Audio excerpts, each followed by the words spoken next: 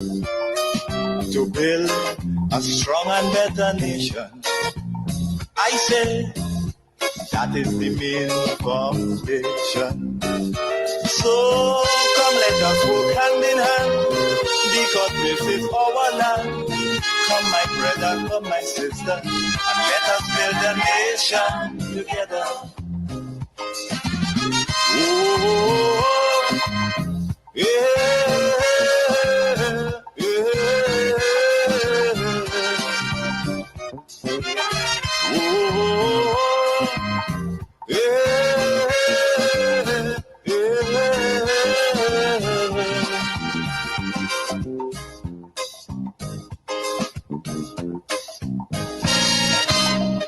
Remember, the key to success is working hard. For our country we must have regard. Forget all your differences, let we start to build. And onward to progress we surely will. Because now more than ever we must show discipline, tolerance and production to build a strong and better nation. I say that is the main foundation. Yes, indeed.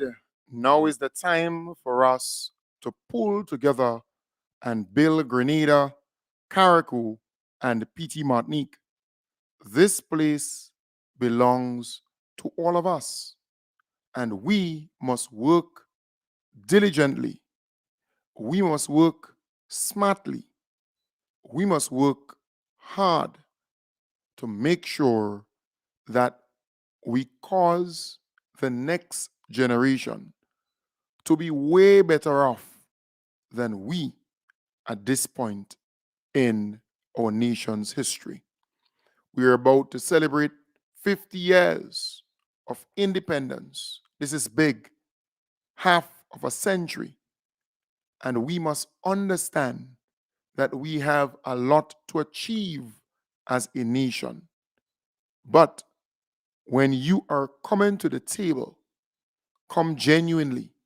When you're coming to the project site, come genuinely. That is important. I want to encourage those on Facebook to please share the live. Sharing is caring. On YouTube, do the same thing. And the beautiful thing about YouTube, you can watch me on the television. So you in your drawing room, you at home, you're in your room, and you can follow the program on your television, your smart TV. A lot of people have told me that is the platform in which they get to follow the program. Please subscribe. While you're there, subscribe to the channel. So whenever I am on, you will get a pop-up notification. That's important. I want to start off tonight by asking you, the viewers, the listeners, if you believe the NDC can fix all the problems that the NNP failed to fix in 20-something years. Because I get the impression from some circles, from some people, that they expect the NDC to fix all the problems that the NNP did not fix. And NDC must do so in 14 months, in 15 months, in 16 months, although the NDC term is 5 years. So the Molyneux Road, for example, that collapsed, right? That slide into the sea and became impassable under the NNP. In other words, that road is not motorable. If you pass in there, you're taking a risk. But that happened under the NNP, and it remained there for a lot of years before they decided, well, we're going to do something about it. So they diverted traffic to Morris. And there are some people who saying to the NDC, I want you to fix it and fix it now. Get the money wherever you have to get it and fix this complex problem. Very complex, because it's really and truly a gravel heap, so to speak. Then you hear the unions saying to the NDC, well, fix the ministerial complex. There is AC problems there. There is all kind of problems in the ministerial complex. The financial complex, fix it now. The Ministry of Education, fix it now. Then you hear some of them saying the workers at Monge, they need their cell phone. They need to be also designated traveling officers.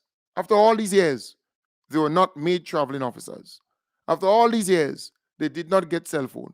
After all these years, they've had problems in getting a mileage and so on.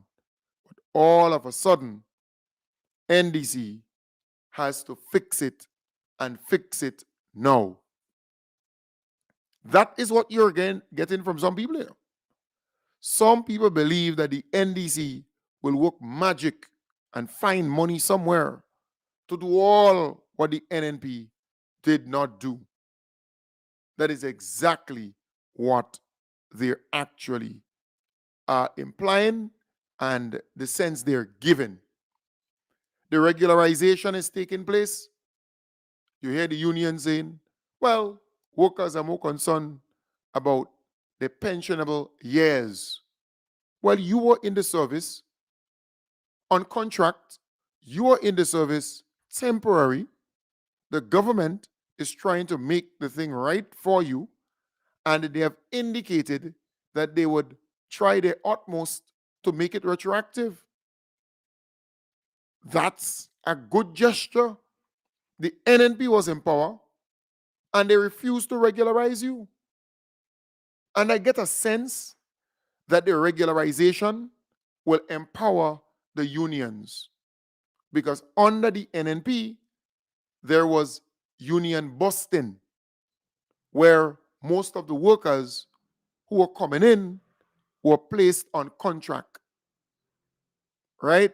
So the union never had that kind of power, because when they call a strike, the contract workers still have to continue working, or else they could be in problems. So the public servants who are appointed by the Public Service Commission, they tend to join the strike, but it's always ineffective, particularly strikes by the Public Workers Union. But under the NNP, they really cripple that union. All of a sudden, they found their voice. All of a sudden, they want to go on strike, on demonstration, and then say to the minister, we need a meeting with you. We need a sit down with you. Well, you're putting the cart before the horse. That is exactly what you're doing for very small matters. As though there is a desperate move by that union in particular for a strike or for some demonstration or for some protest with the thinking or with the hope that they're going to get to the government. If they don't understand this government is serious about fulfilling its agenda that it made with the electorate. This is not the NNP where you're going to get some confrontation with some minister or with some, maybe the prime minister or somebody at that level. No, you would not get that. And if you don't notice there are a lot of things that you all are trying to orchestrate, and the NDC is not even bothered. The NDC administration is not even bothered by it, not even paying any heed to it, which is a very good approach. Because when you're ignored, you feel a kind of way. But once you become, this person that gets the attention, then you feel you in thing. This administration has been, for the greater part of the last 15 months, unbothered, unmoved, unshaken by all of this stupidness. They're hell-bent on achieving their mandate with the electorate. And I love that, because this is not the period where you had a confrontational leader. This leader is finding solutions to the problems that we face in this country. And you could say what you want. The NDC came into power and they did far more for workers in 14 months than the NNP in 20-something years. So maybe because of that, you get the impression that they could fix everything overnight. You want workers to be regularized. You want the government to make sure that if they started to work, let's say 10 years ago, 15 years ago, without nothing, really, no letter, no contract, no nothing, and in some cases, a letter or a contract, they're temporary. You want the government to regularize them and make them permanent in the system, but not talk pension reform. Come on. That is the issue. The issue that they face is one where they want the government to make all the workers who are temporary permanent under the Public Service Commission, getting appointment there, being appointed by the Public Service Commission, and making that retroactive since the time they came into the workforce, and give them the same 26 and 2/3, 26 and 8 months years to retire, get a full pension from government and a full pension from the NIS. The government is saying there must be pension reform for those who are coming in, for those who will be regularized, who are temporary and will be regularized. So you cannot just want all the cake. You just want everything for you and who you represent. That is all we are getting from some of these people. But you have to be able to negotiate, and there must be compromise. There must be dialogue, and there must be compromise. You can't get all that you want, that you desire. You cannot. Because remember, the NDC came and met that mess there. The previous administration never even attempted to resolve it, to fix it. NDC came in and they are trying their best to resolve these issues, to fix it so that the workers can have a better life. So the reason why this particular union and union leaders not getting any traction, not getting public support, is because people see the NDC as a genuine partner in the development of workers, in the betterment of workers. So they're not getting any traction. Don't matter, they're on the news, don't matter, they're speaking, just go under the news feed. And you'll see the negative comments from Grenadians who say, but wait, the NDC gave you the people who you represented pension and gratuity. The NNP did not. The NDC came in, the NNP docked the salaries of public officers. The NNP refused to give them back their money. The NDC came in and they gave them back the money. Public officers used to catch their tail to make it to the end of the month. They're now getting their money twice per month. And don't be bothered by what this particular union leader said about workers getting salaries late. The workers that he's speaking about are workers who were working under a particular company, or what you call them. It's like a statutory kind of thing, but it's a separate body. Like they're contracted to do the work. So government was paying that particular company the money, and that company was actually paying some of these nurses and so on, or people in the public health area, or the ministry under the Ministry of Health. So they were under that entity. So now the government trying to rope them over, bring them over under the Ministry of Health banner. There will be administrative issues. There will be people who may get money late, or who may get money very early. Twice sometimes. There might be cases where they get money twice, 3 times and 4 times, and then they have to give it back. Right? So that's kind of expected. But to go on the news and give the impression that government is paying workers late, but why are we not hearing that in many circles? Very few workers who are part of that agency, that's the word, agency, are having problems because of administrative issues. And that is what you would get in the first 3 months or so of that, change. It's kind of expected. And that is why the unions are not getting the support that they desire. Because people see the NDC as bona fide, as genuine, as sincere. And they want betterment for workers. The increase and fringe benefits, 13% increase. In fact, pensioners received notification that they will be getting their money, their 4%, I think as of the 15th of this month. So they would see an increase in their salary, in their pension.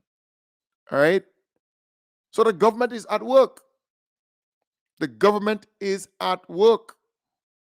And a lot is happening for workers. Normally, for an increase to happen under NNP, the unions and the workers have to be out on the streets, marching, protesting, fighting for 1% and 2%. Because the NNP will offer them 0.5%, or 1%, or 1.5%, or 2%. That's how they used to do them, or play them. So they're always on the streets, marching, protesting, fighting for the increase. But look at what the NDC did. There was no protest, no demonstration, no nothing like that. They agreed to 13% over a 3-year period with fringe benefits. And that is why I challenge this guy called Brian Grimes, because he believes that he's smart, but he's not. You went, and Daisy Hazard, you went around a negotiating table where you are negotiating for the workers you represent. You telling me you couldn't include in that fringe benefit package to make these 10 or so workers, community mental health nurses, designated traveling officers? You think that's a difficult thing, right? It's not. In negotiation, you include that. You're negotiating for these workers to be designated traveling officers. Because under the NNP, for all these years, they were never made designated traveling officers, although they're out there traveling, although they're out in the field doing their work. They were never made traveling officers. That is what they're fighting for. You telling me that as part of that negotiation, for the fringe benefits that you received for workers under the NDC, you did not include cell phones for these workers? This thing is basic. Basic. So as you were negotiating, you should have included these things.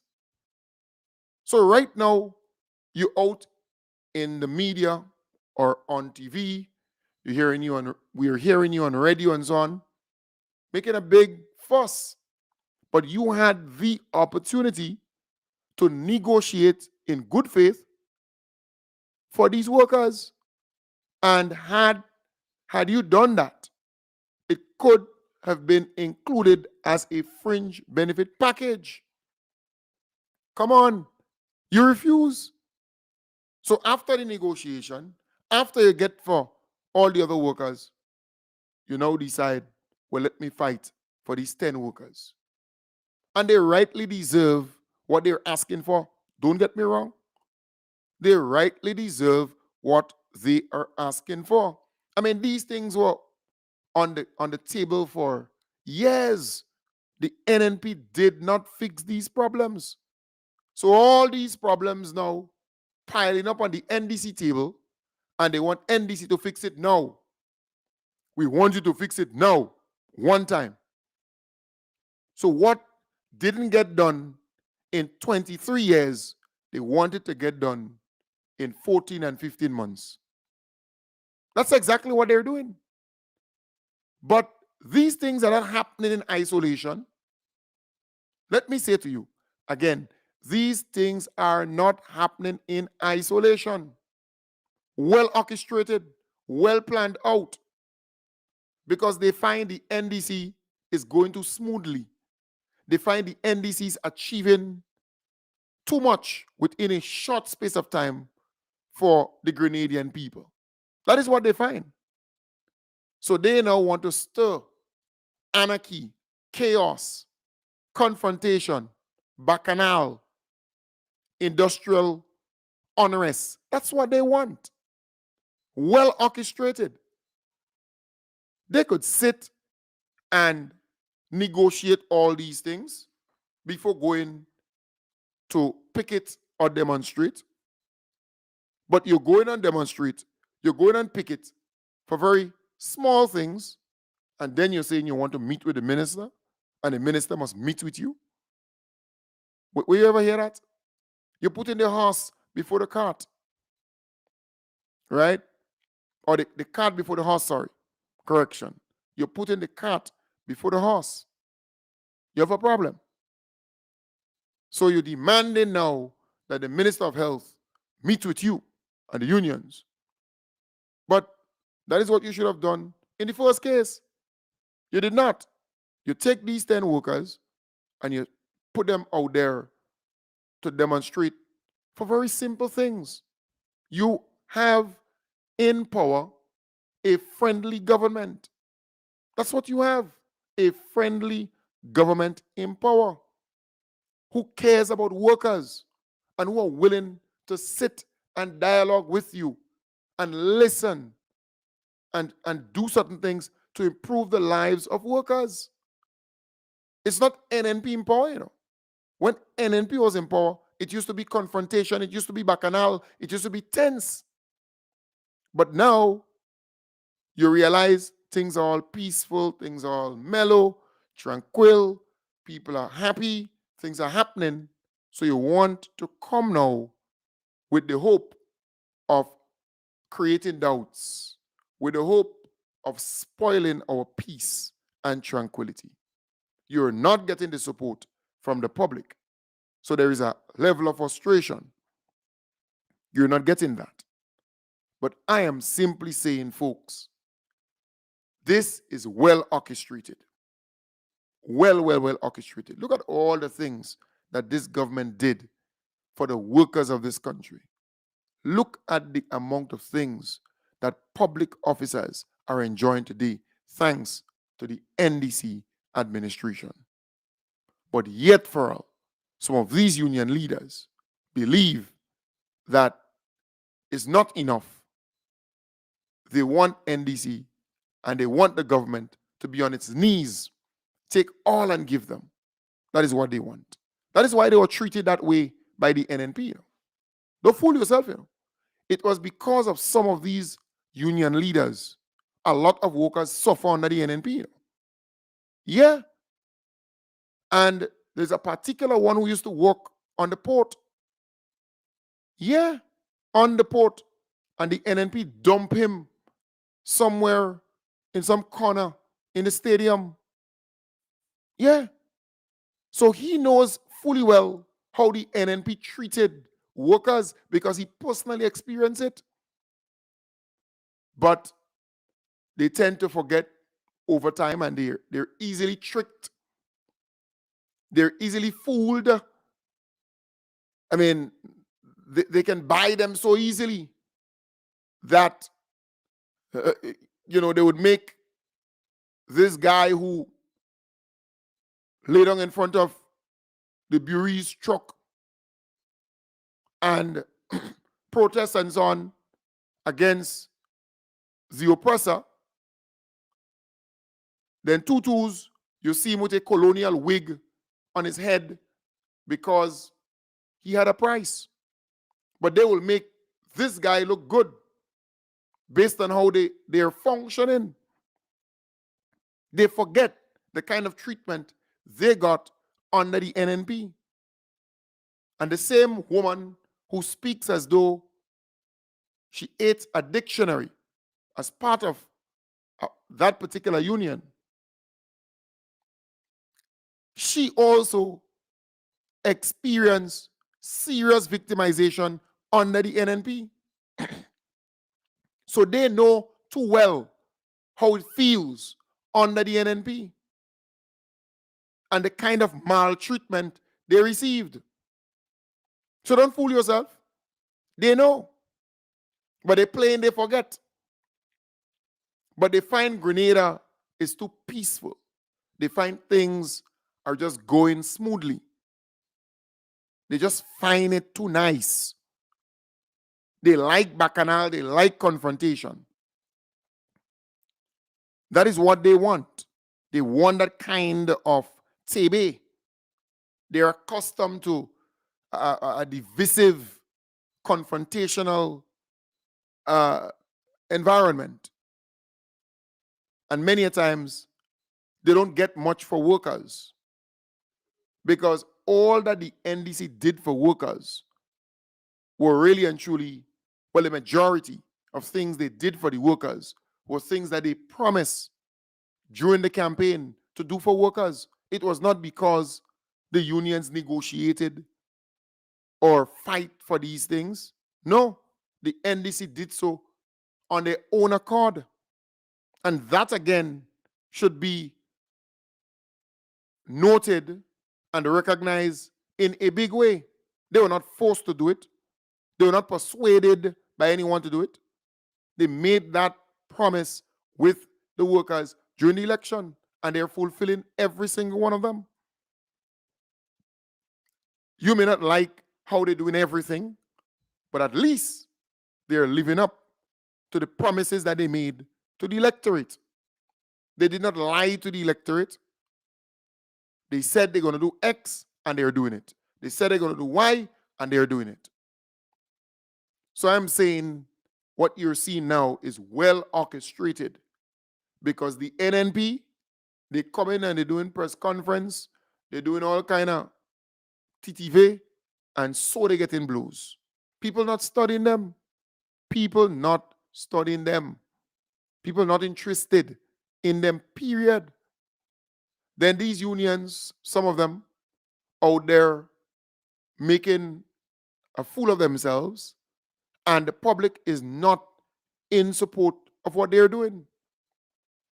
So they must get the memo by now. Grenadians want this country to be transformed. Grenadians want betterment for our people, and they're seeing that happening under the NDC. But I want to move to something. I spoke to you on a number of occasions about the housing situation, the Chinese low-income houses. Remember, they promised some 1,000 or so low-income houses. So they've given a certain amount already. I want to say this.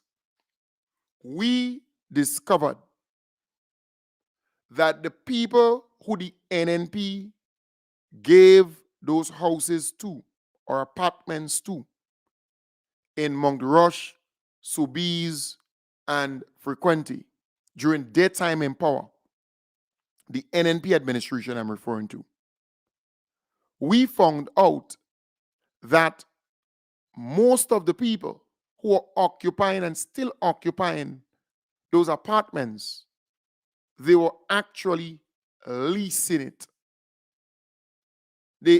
In other words, they will never own that.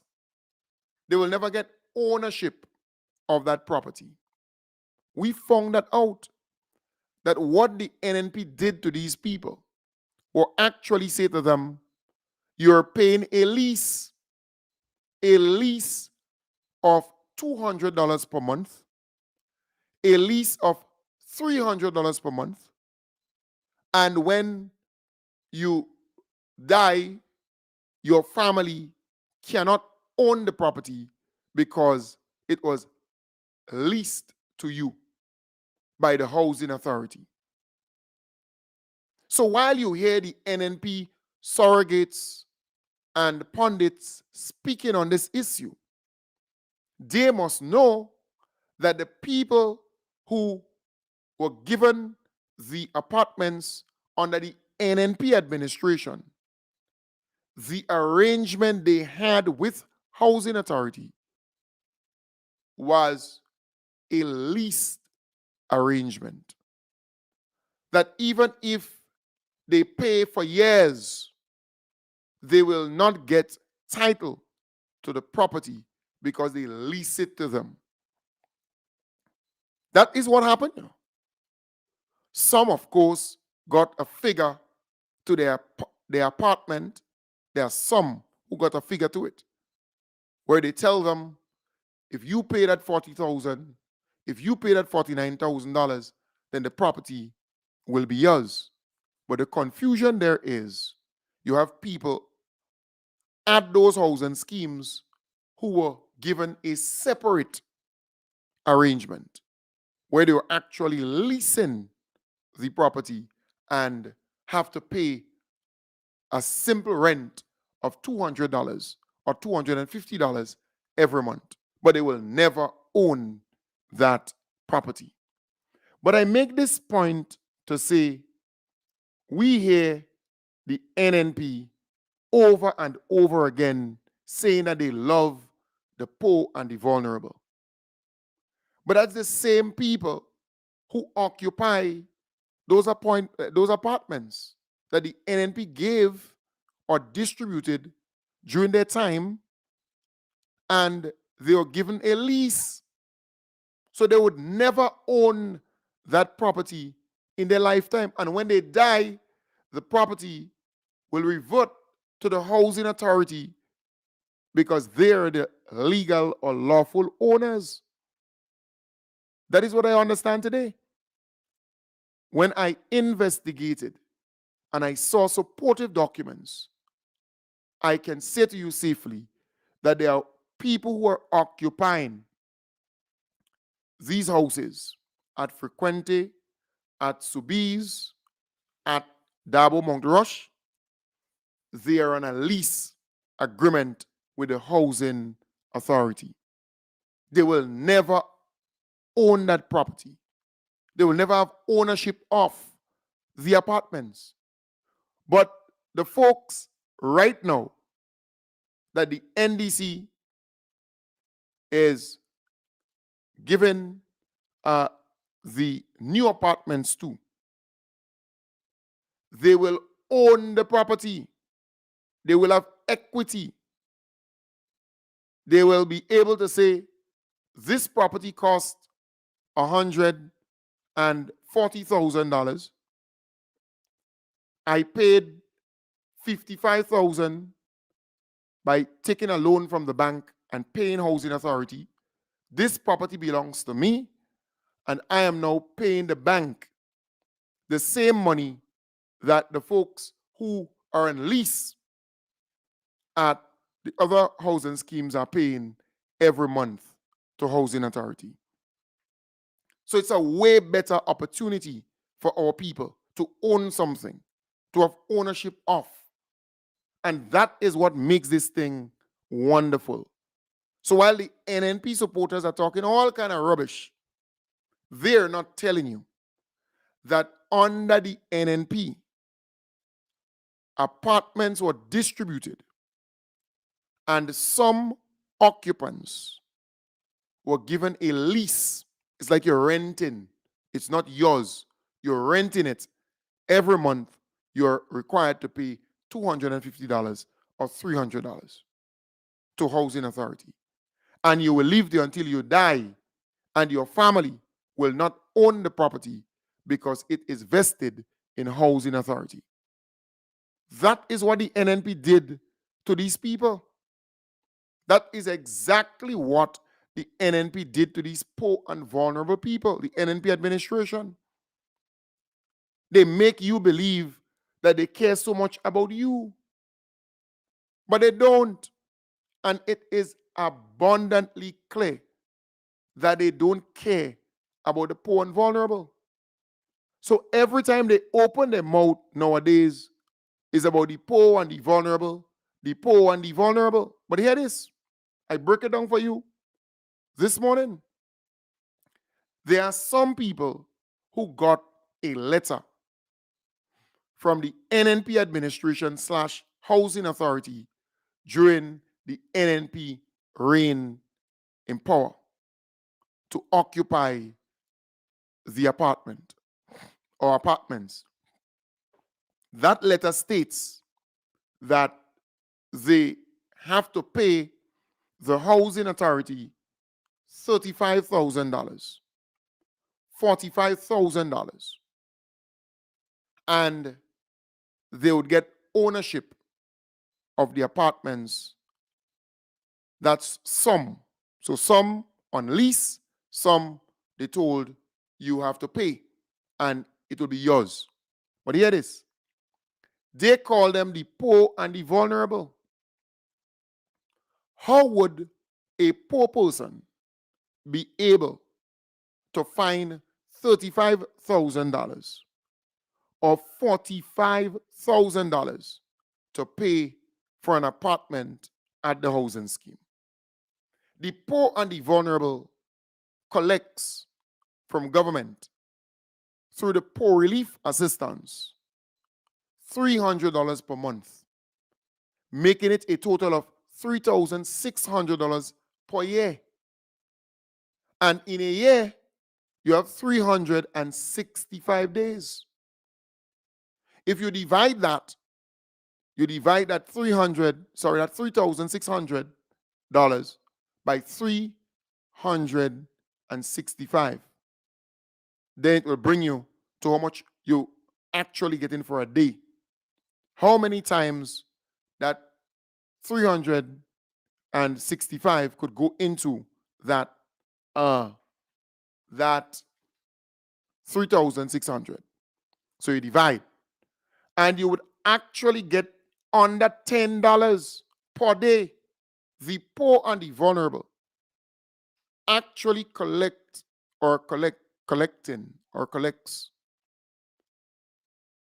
under $10 per day. So they collect that on a monthly basis, yes, $300 on a monthly basis. But annually, it comes up to $3,600. But let's go per day. Every day, they have under $10, about $8, $9 they have to prepare lunch, well, breakfast, lunch, and supper, pay the bills, and meet all their commitments. That's what they have.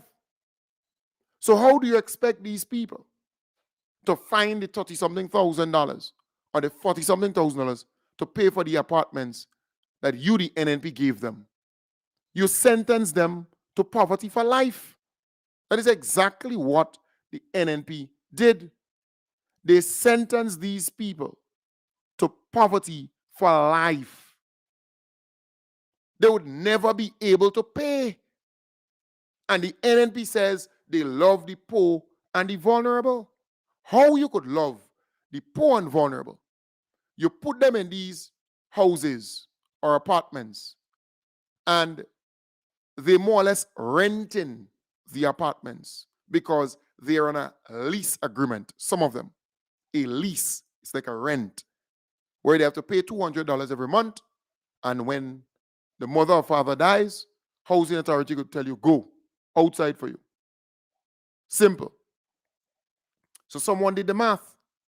$9.86. Thank you very much, Jill Ned. $9.86 per day. That's what the poor and the vulnerable gets from the Poor Relief Assistance program that the government has. So the lease agreement, that is a disadvantage to these people because they would never own anything. And then you give these people, some of them, the apartments for $35,000, $45,000. They poor and they vulnerable. They're not working anyway. They don't have a payday. And this is low-income houses. They don't have an income. How will they be able to pay for this? How? How is that possible?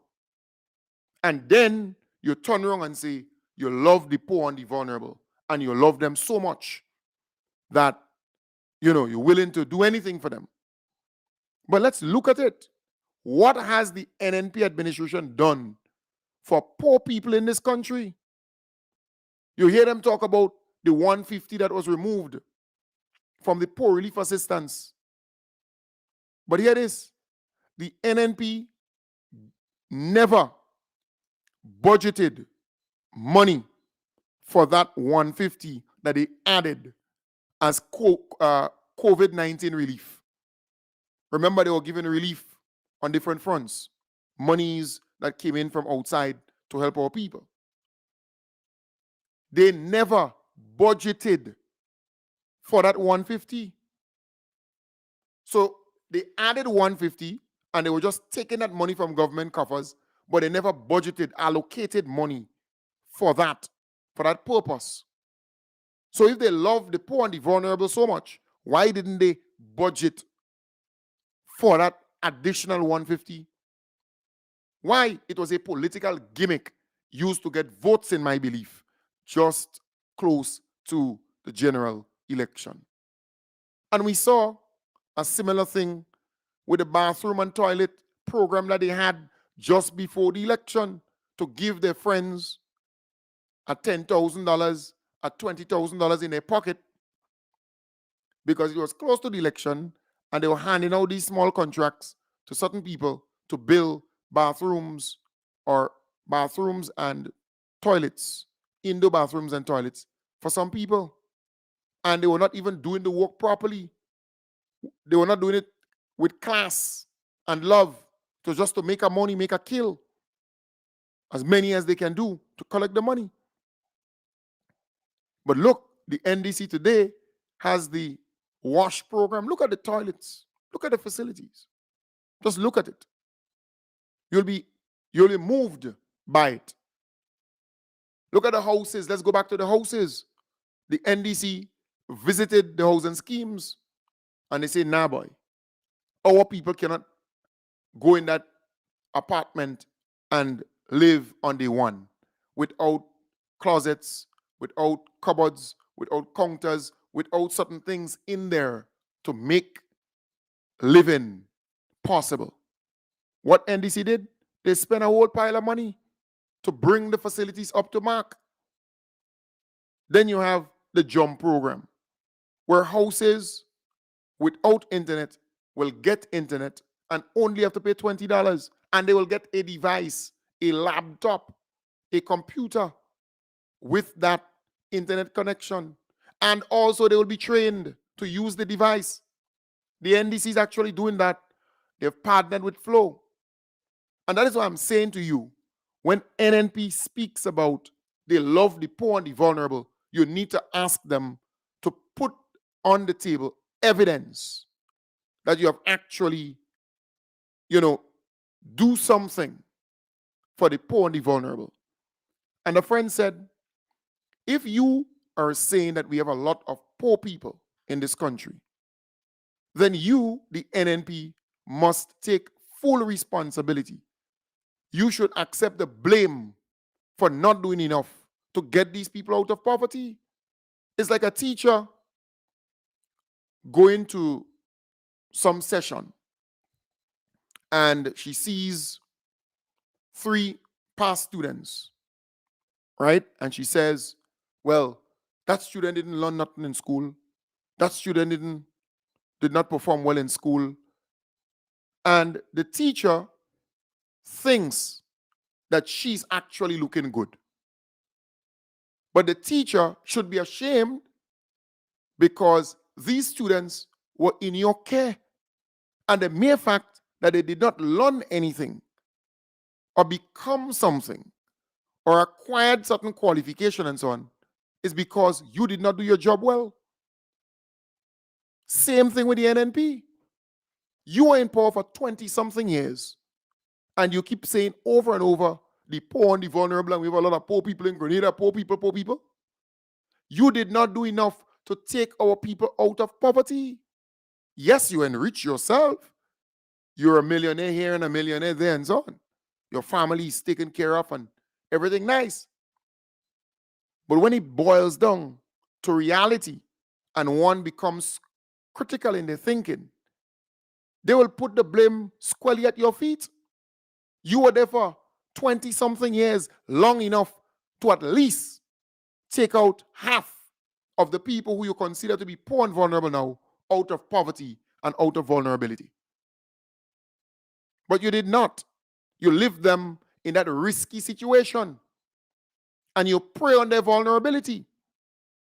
You exploited it because once they remain poor, once they remain vulnerable, they're always dependent. They always will beg you for X and beg you for Y. And if you decide you're not feeding them tonight, they will go hungry. So as a result, they became very loyal to you. Very loyal. So you got their votes over and over and over again. But when you look at the deliverables, have you delivered for them? Look at the NDC, the free tuition policy, where parents, you could be a parent working, you could be a parent unemployed, you could be a parent living in a wooden house, you could be a parent working or living in a concrete house, you could be a parent driving a car. Once your child is going to TAMCC or NULO, they will receive that $810 tuition support from government. So you don't have to find that money to pay. Come on. This will help who? The most? The same poor and vulnerable people that you talk about. So the NDC is doing a lot for the same poor and vulnerable people that you talk about. The minimum wage adjustment, who will it affect positively the most? The lower end workers, the poor and the vulnerable as you consider them. So sometimes we have to come back to reality and put the facts on the table. Because I can call for you about 10 major initiatives of this government that directly is geared towards improving the lives, the living standard of the people who are in need, the poor and the vulnerable that you speak so much about. So not because they come out and they tell you they love the poor and the vulnerable, and they love the poor and the vulnerable, the NNP indeed don't appreciate or love you. They don't. All they talk about is the new Imani training program. You have young people who have been a part of that training program for 8, 9, 10 years. A training program that was meant for 18 months or 2 years. They were stuck in that program for 6, 7, 8 years. The greater part of their youthful and productive life. When they should be in a permanent work, when they should be, achieving something. Come on. That's all the NNP talks about. And I remember during the election, I said, you see that program? It has become ineffective in getting NNP elected. Some people say, well, Cam Jones, no. I said, I know what I am talking about. I said, that's all they have. And most of the people in that program, they want out. They're disgruntled, they're fed up. I'm telling you. So opportunities are coming now for these people. They can go to TAMCC, get an associate's degree, and move to the next level. They can go back to NULO, learn a skill. Yep. And then they will talk about the Poor Relief Assistance Program because they want to keep these people poor. But that program was meant to be a transition one. You enter the program because you're poor and you're vulnerable. You transition because the program itself should be one that would help you to move to the next level and become independent, self-reliant, and able to work and earn your daily bread. Not a program that you in for life. This is not a pension. The Poor Relief Assistance is not a pension. These people never work for that or contribute for that. It's a Poor Relief Assistance program. Government is just assisting these people. And it was meant to be a transition program. You graduate out of it. But the NNP caused people to believe it's a pension. They cause people to believe that they're going to get it until they're dead. Come on. But that's all what they talk about.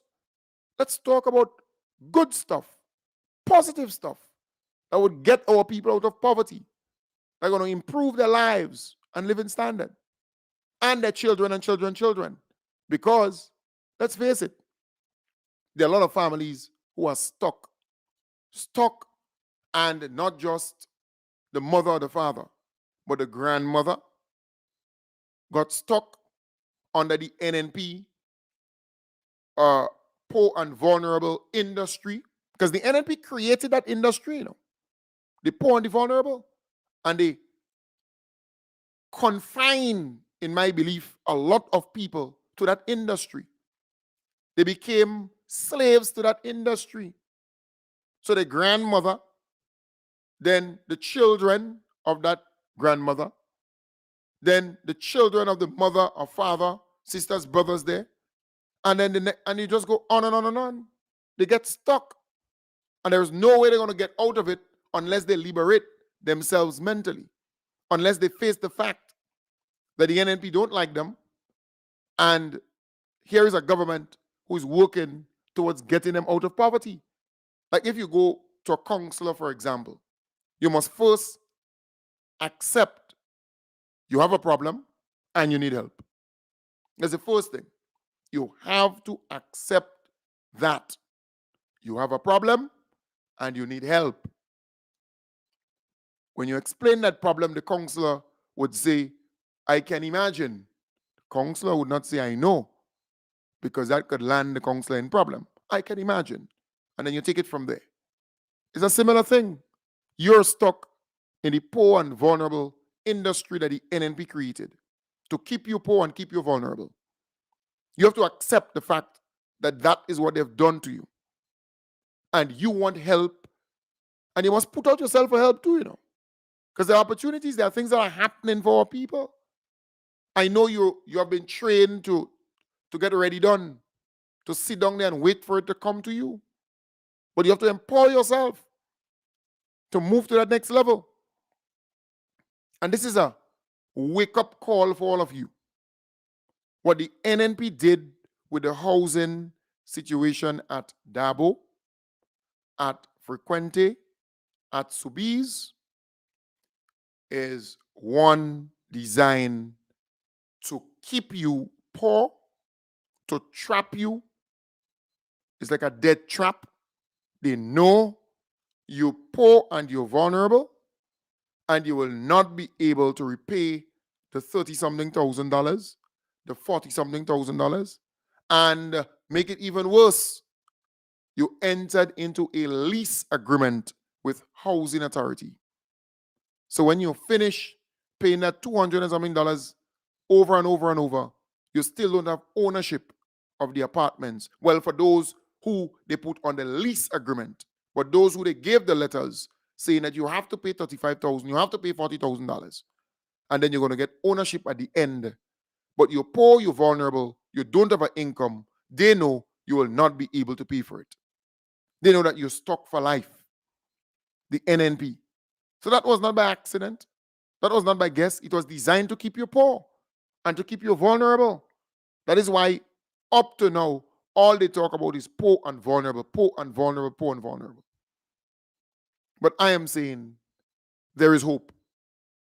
I am saying the time has come for you to liberate yourself. Set yourself free from that bondage that you're in. Because this administration continues to do a lot for you. The JUMP program, where you get internet for $20. You get a device with it. You get ICT literacy training.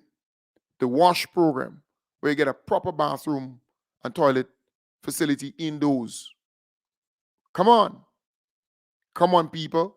The free tuition that students get at TAM-CC and NULO, $810. Let's get towards helping you. The minimum wage adjustment, let's get towards helping you. They never stop the housing repair program. They never stop the poor relief assistance program. They never stop the voucher program. They never stop the road walk. They never stop all these different social safety net programs. They never stop that. But they're adding more programs that can cause you to come out from that extreme poverty, abject poverty that you're in. They never stopped the free textbook program. They never stopped the geriatric caregivers program. They never stopped the Imani training. All these different safety net programs are still there. But I am saying further, question the NNP, because they are not genuine when they say they like the poor and the vulnerable. They are not. Folks, I want to thank you very much for being a part of the program. We've come to the end of tonight's program.